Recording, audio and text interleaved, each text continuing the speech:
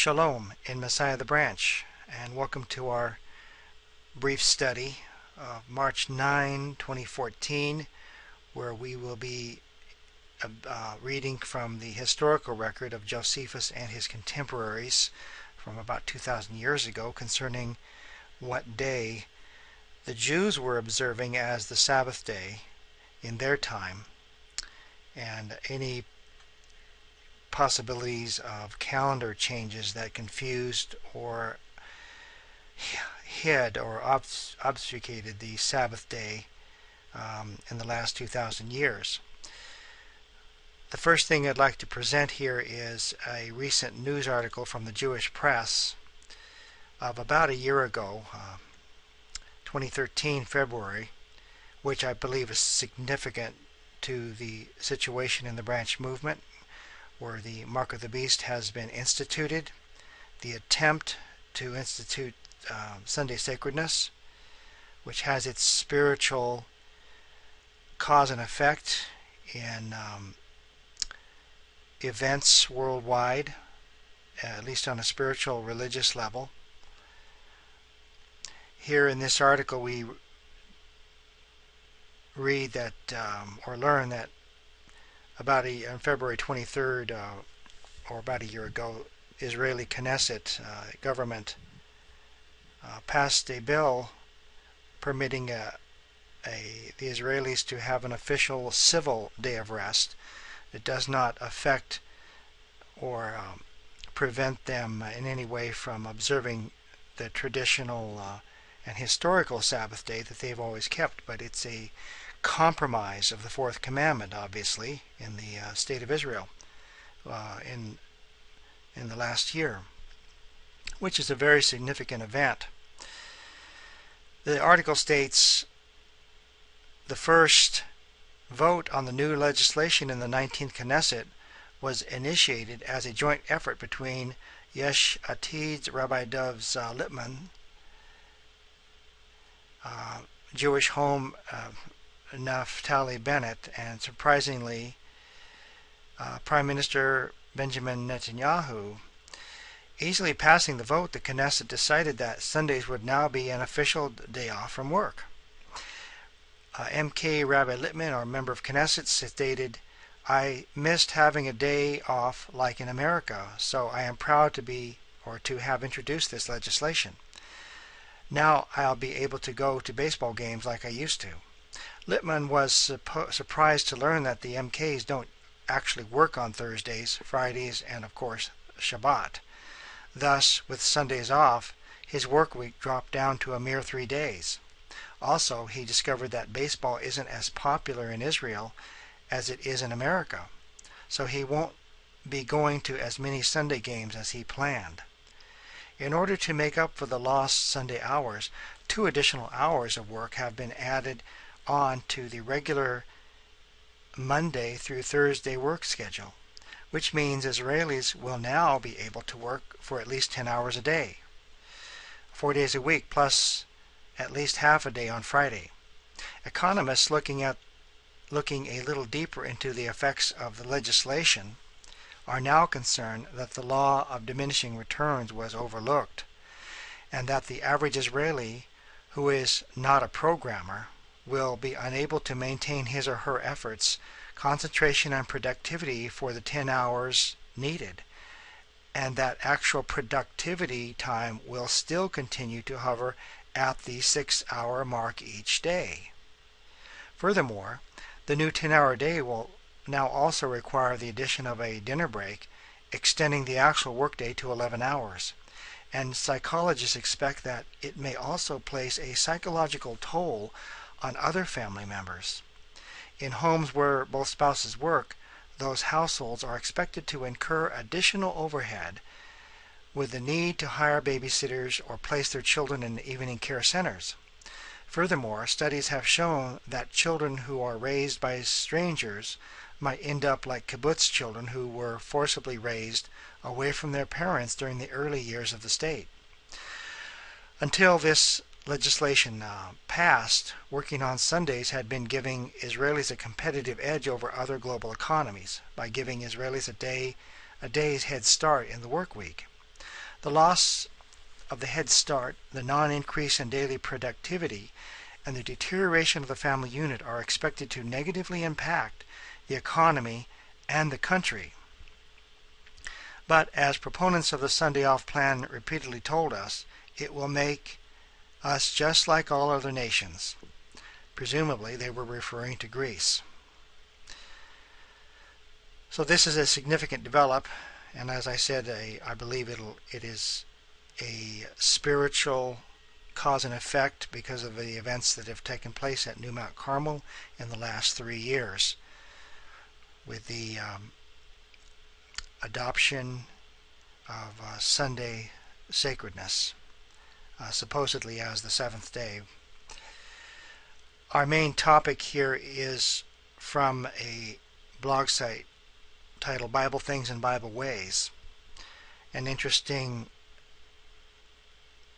collection of statements from the historical record of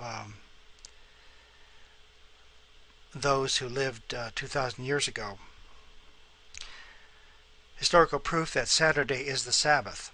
Most of us have been taught that the Sabbath day has been moved to Sunday, or that it is impossible to know the correct day which was kept as the Sabbath. Even in the time of Christ, even though there is no scriptural historical proof to back up the theory that the Sabbath was changed to Sunday by Christ or any of his disciples, this is not what we hope to examine in this study. This post provides 3 clear witnesses as evidence to prove that the Sabbath day in the New Testament is in fact the day which is presently known as Saturday. The facts will be laid out for every discerning student of the Scriptures to examine for themselves. Can history prove that the day we now call Saturday is the same day which was observed by Christ and his disciples as the Sabbath? Let us examine the evidence.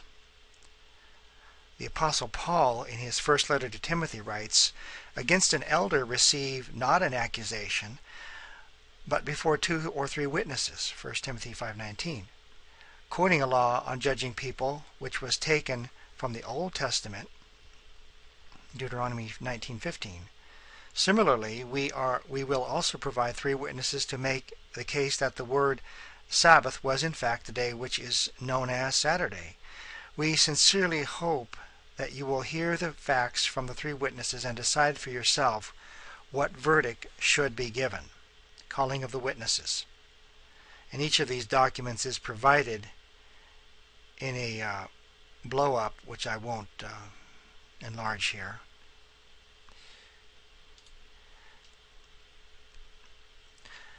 A Roman historian named Cassius Dio, who wrote about Roman history, gives an account of wars waged between Rome and Judea.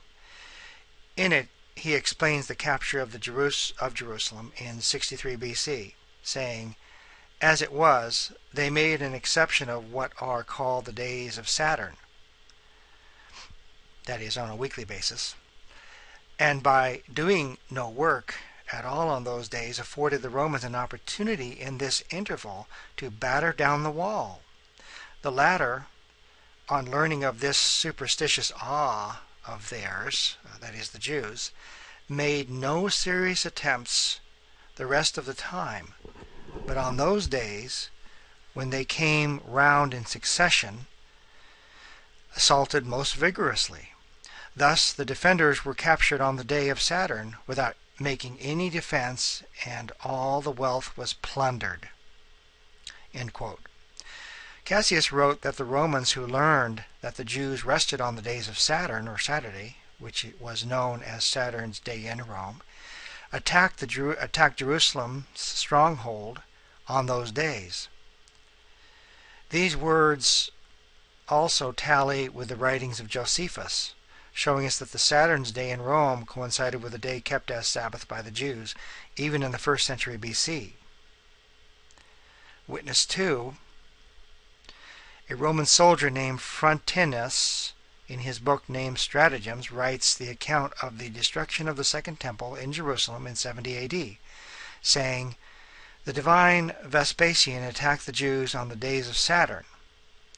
on which it is forbidden for them to do anything serious, and prevailed." End quote. Similar to the words of historian Cassius Dio, this Roman soldier equated the day of rest, Sabbath, of the Jews to the day of Saturn, Saturday, which was known as Saturn's Day in Rome. This account of Vespasian, also known as Titus, attacking Jerusalem on Sabbath days tallies with the account seen in the historical works of Josephus as well.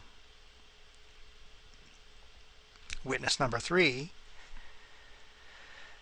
The Greek language and the ancient manuscripts of the New Testament also give evidence of the connection between the word Sabbath and the day which has been named Saturday.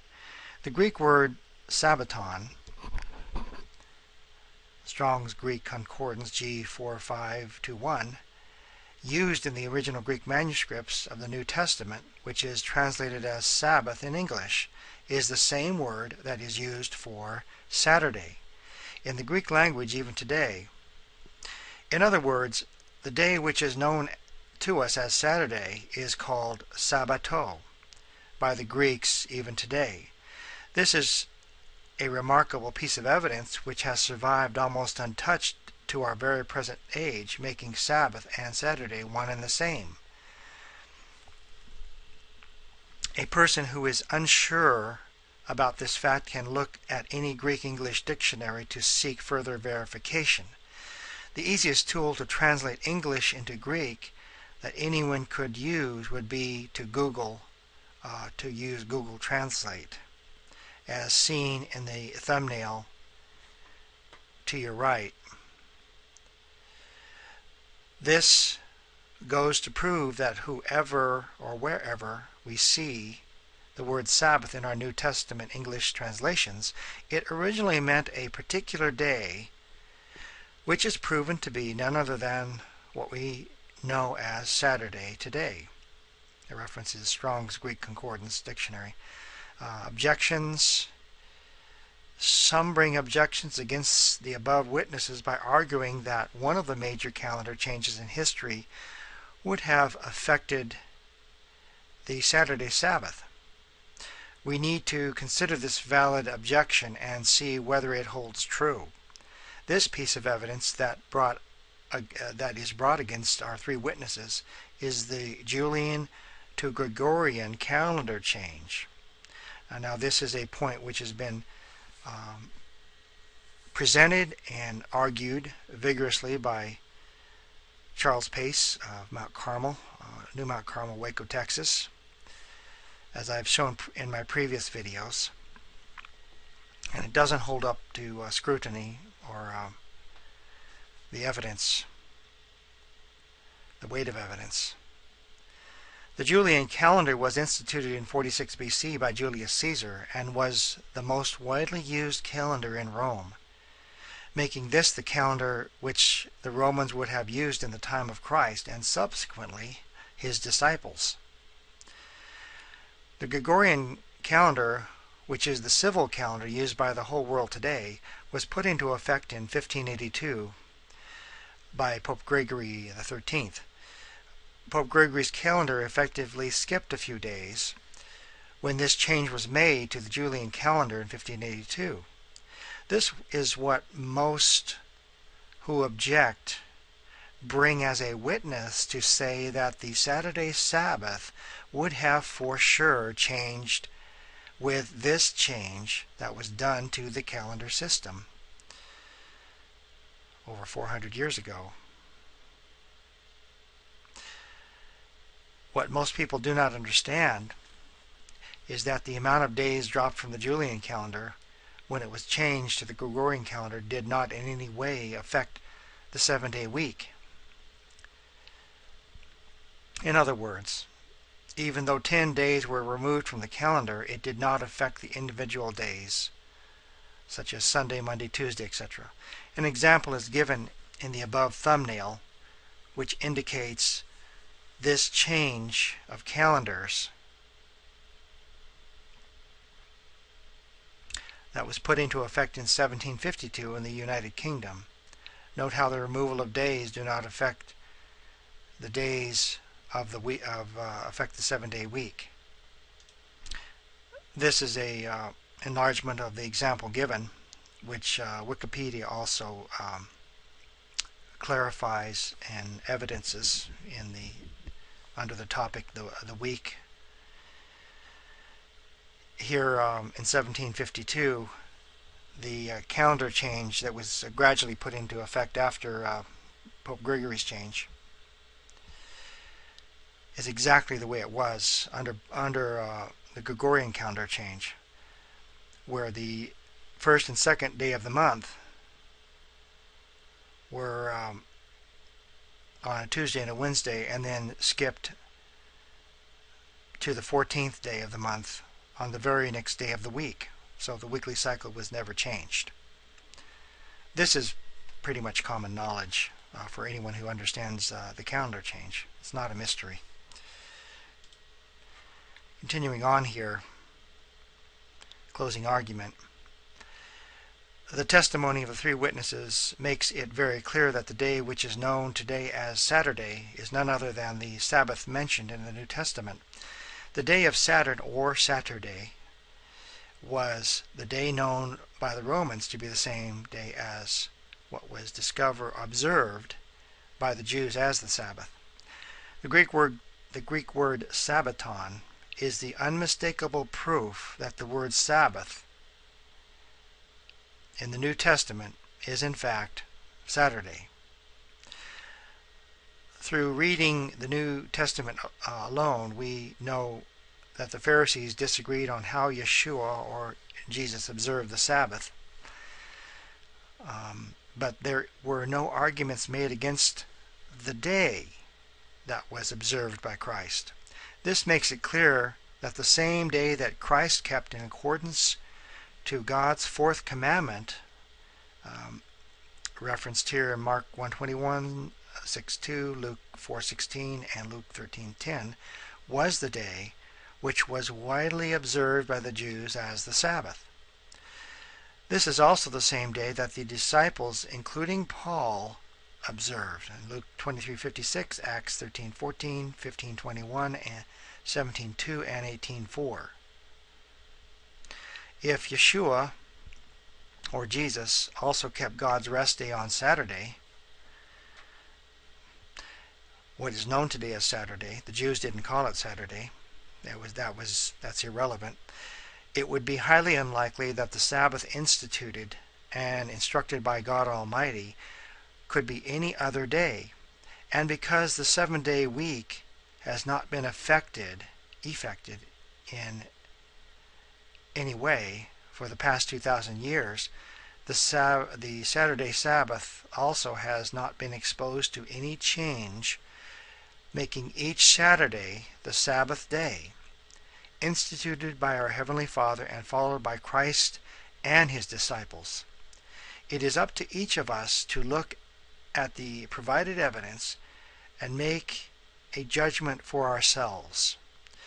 Whether we believe the Sabbath is Saturday, as the witnesses suggest, or whether we refuse it, is completely in our own hands. It is my hope that each listener will consider this evidence and take it to heart, to prove all things and hold fast that which is good. Thank you for your attention. Shalom.